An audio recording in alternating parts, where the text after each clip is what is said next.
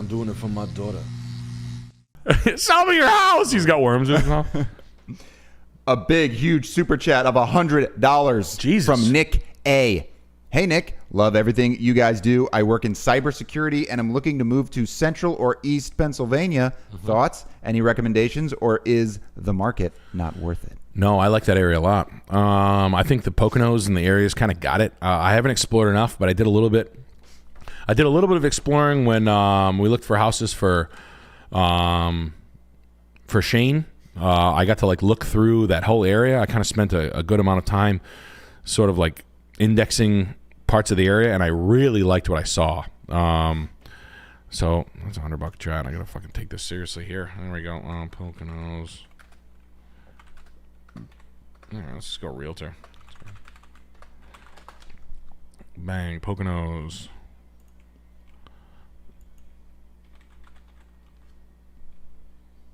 Pocono Springs is what I meant to say.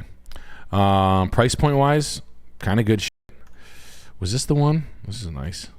I know this is $1 million, but there was just value all over the place. Wow, Swiss Chalet. Nice.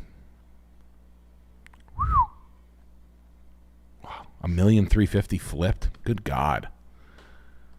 A couple of Bakhtiari rugs. Wow. Yeah. Wow, look at those handles. Those are hideous.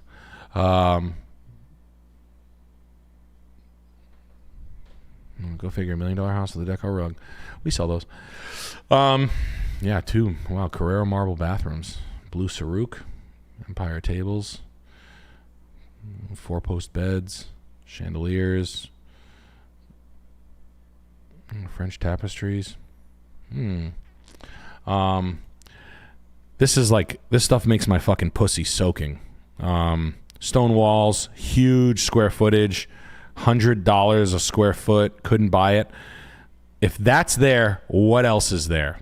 You know what I'm saying? Lakefront Pocono Summit, $645. I was kind of finding stuff like left and right. If I'm just speaking plainly with you, I like this area. It's, again, not for everybody, but cheap, bro. Like cheap and not. I thought this was like way further from like Philadelphia. This is a really good area to buy, and I will die on this cross. Podcast.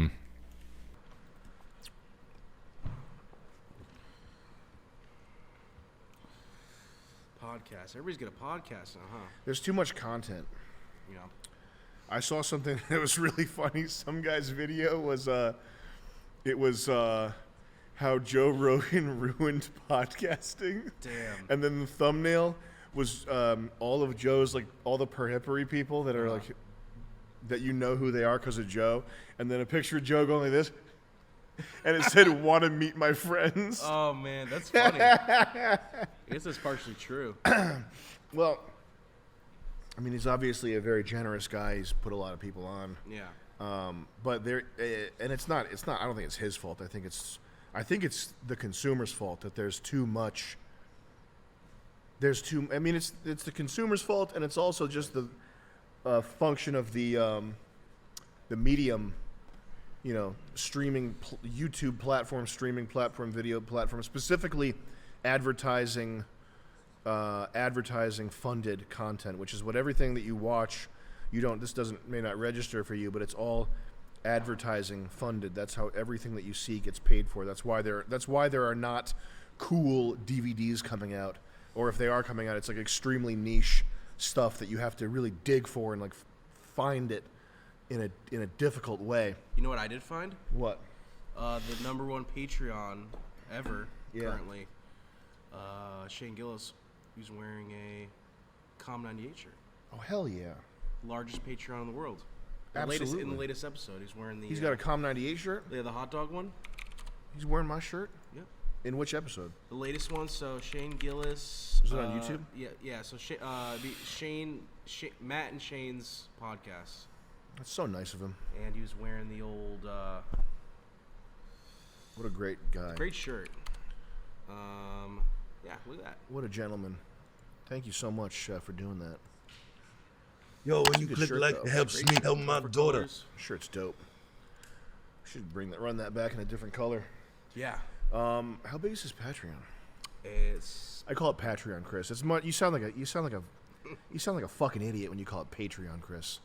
Patreon. I'm just kidding. Well, Patron? Patreon. It should be Patreon. They call it the page. I call it the wrong. I sound like I just criticized you and I say it wrong. Because it's patron, so it should be Patreon. Patreon. That's what I said say. Patreon. Patreon. Either way, that's the British. No, it's not either way. You wouldn't say patron. No. You'd say it's patron. But yeah, 73,000. Is this the biggest Patreon? Yes. Yeah. As far as I know, yeah. This is the well, did you see a chart or something laying it out, or? Yeah. Yep. I typed in top 10 Patreons. This is the biggest one? Yep. Damn. That's huge. Yeah. We're killing it. I mean, we're doing good. Yeah. We're not going to tell people how good we're doing. Because that would be suicide, because people want to see me specifically fail and eat shit. Yeah. 69,000. 69,000. So I'll say I'm making $5,000 a month. Yeah. Dollars. Yes. I can barely survive. But this is great, though. Yeah. Well deserved. Yes.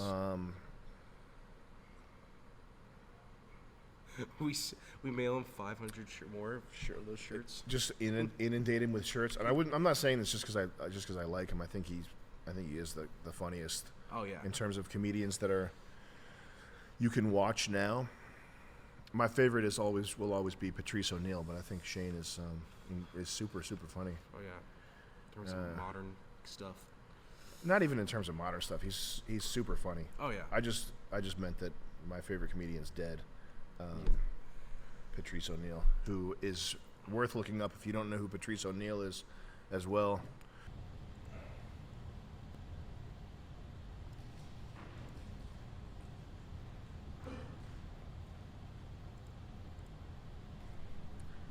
Mr. 𝐁𝐲𝐤𝐿 since 10. I only subscribed to the Gumroad this year, so I'm not caught up on the lore. Is Happy World Daddy done, or are we eventually going to get another episode? Honestly, some of my favorite bits have come off of there. I think it might be done because it's very high effort compared to what it yields. It takes us like months to it takes a long time to make it, and it doesn't result in enough laughs and entertainment. I know people like it, but it's like they don't like it enough for us to spend a full year doing like 3 episodes of it. You know what I mean? So I don't think we'll be doing that. But I mean, it was kind of like it was supposed to be a spiritual successor, or like a holding pattern type thing for world peace. And we're about to find out on Thursday, I think, if World Peace 2 is going to happen. That's when we're meeting with this fellow about funding World Peace 2. So if that happens, you're gonna see some special stuff. Yeah. So it kind of served its purpose to hold over until. I think so. Yeah. I mean. Making a new show. Yeah. The problem is the high effort stuff doesn't result in proportionally great returns.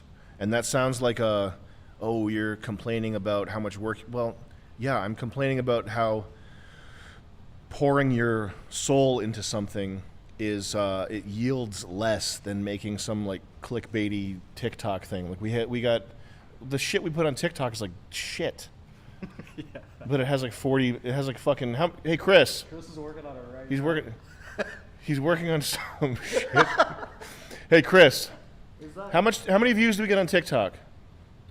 Like in like the 20 million. The 20 million. Yeah.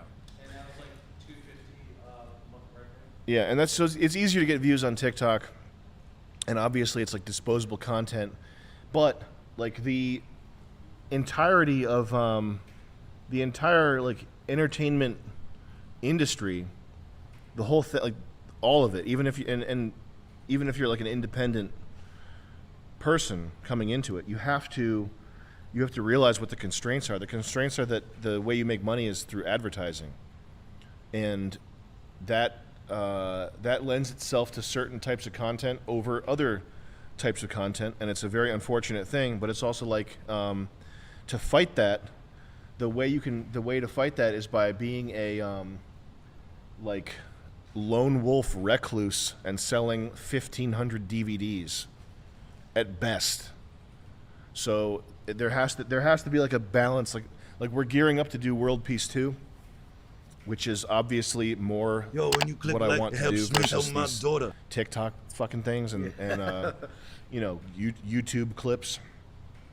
But if we weren't doing the podcast, I would be broke, and this would not be there would be no way to make this happen. Like I'd be making, and I know there are people who like would be fine with that outcome if I were making cell phone videos in like a closet somewhere and like developing schizophrenia and like a light allergy, like becoming allergic to sunlight or whatever. Like there are people, he should do that. Yeah, no, you should do that. Yeah, thank you. Thank you for having my mental health on the top of your priority list. But it's just, and this is a problem I've had forever because I'm a know-it-all, artsy type guy. So I think everything's going to go my way. I want it all to happen the way I want. But like recognizing the constraints, the worldly constraints that you have to do the game in. That's difficult, but that's what we're trying to do here, while maintaining some semblance of like not making total crap. Yeah, I mean, since Happy World Daddy has been like put to the side, we've still the pieces that make up Happy World Daddy have still been released. Yeah, Bill Griefer, You Whipped My Wife, those sketches. Yeah. We just put them out individually instead of packaged as part of this like grand thing.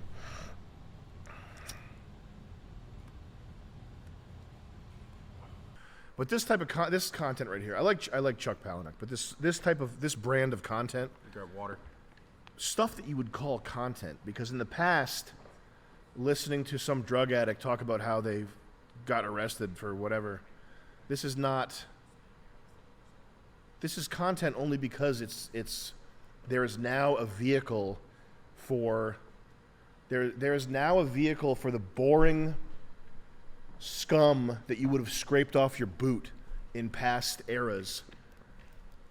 Like this is not good enough, it's not compelling enough, it's not interesting enough, it's not redemptive enough, it's not anything enough. And this is the best of the best. This is fucking potty training, man. What is this? Have you seen the clown fucking piss shit, man? Under my boot, man. Soft white underbelly. This is the best of the best. I'm talking about content, Chris. Okay. I'm waxing philosophical. I'm putting on my Andrew Schultz hat. You're whacking. I'm making a serious point right here. And this serious point, I want you to retweet this and get me Reddit karma for this. But what I'm saying is, this is the best of the best. Soft white underbelly. And if you're making content, what is content? Content is all the shit that I step on with my boot when I'm brutalizing poor people and I'm stepping on guts out in the street. Okay? And there's scum on my shoes. And I go into Walmart and I see people that are 17,000 pounds shitting openly on the floor, and then scooping the shit up and eating it and gobbling it and smearing it on their face like it's makeup, and licking shit off their fingers and crawling up to me. Poor people crawl up to me on their hands and knees, and they reach for my belt buckle and they say, "Please, sir, may I have a crumb? Please, sir, may I have a crumb?" And that whole world, that world of death, that world of piss and poo-poo, that world of purple poo-poo, okay? This is stuff that there weren't movies, there weren't books, there wasn't fine art about adult baby diaper lover interview. Because in the past, you would have had the good sense to put a fucking bullet in a target at a firing range and then tell this man, "Sorry, have a nice day." Yeah. This belongs on the underside of a fucking semi-truck. Roadkill, okay? What if his tattoo said, But instead, he's Huggies? in a 23... Yeah, his tattoo should say Huggies. He's in a 23-minute long video that carries interest all the way here till the end, because people are eating this. Here's the most interesting part. People are watching this while they're eating food that comes out of bags. So that's the soft white underbelly that they're talking This is the about. soft white underbelly right here.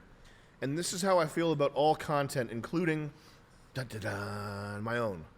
People will say, oh, he's hypocritical. He says he talks trash. No, streaming in general, this format sucks. And I think that there's a value to some of it. I like, I'll listen to certain episodes of Rogan. I'm not saying the whole medium is shit. I'm just saying that post-COVID, post people being indoors, looking for something to do, and diving deeper into their phones and their accounts, this explosion of content is, I think the closest thing to it would be in Do Androids Dream of Electric Sheep? He has a term called Kippleization. So, Philip K. Dick, the word kipple. Yo, when you click like, it helps me help my daughter. Kipple.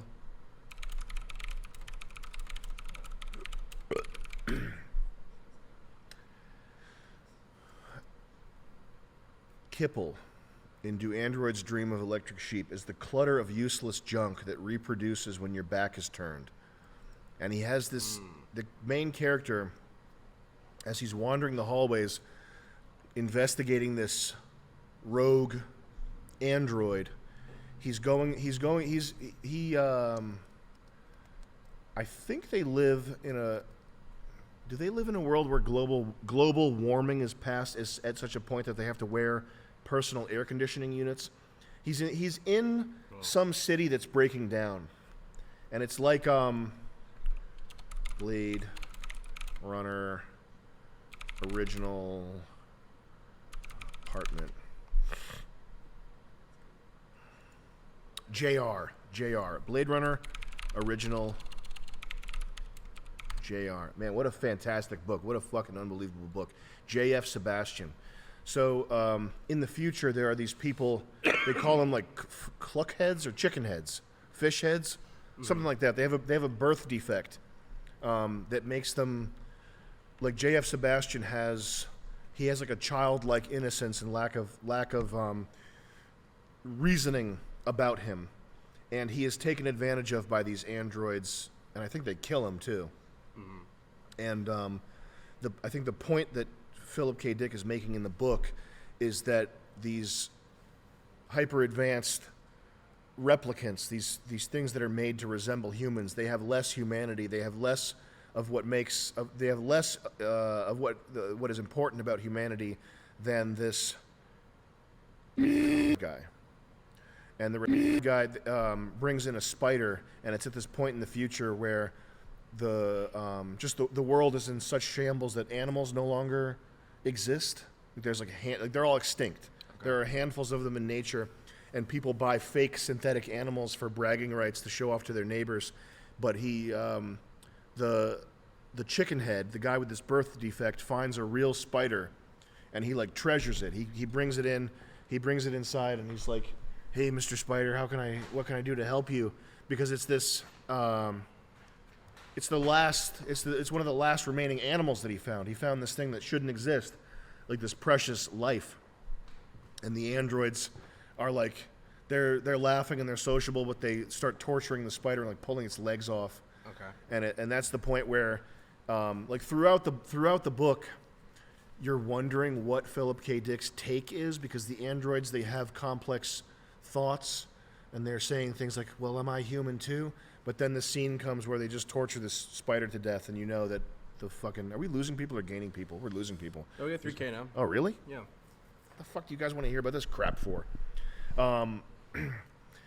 But in the book, Kipple is this avalanche of junk that multiplies and replicates when you don't look at it, and it's just entropy. It's just how when attention is not paid to something, entropy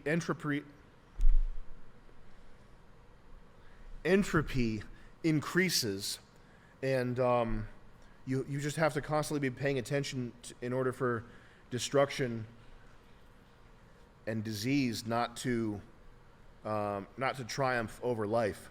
And that's the sense I get when I look at content, is that the way a person would say it with limited understanding they would call it the algorithm, but it's really just the function of advertising driven media, and the democratization of media, meaning you don't have some Harvey Weinstein bigwig deciding what's good. You have Joe Schmo deciding what's good, which in some cases is way worse than hierarchical. You get fucking To the Rescue, Fire Truck to the Rescue, Diaper Man, and he's standing like a little boy. Come on, bro. This is such a weird sexual display. Why don't you lose some weight, We got motherfucker?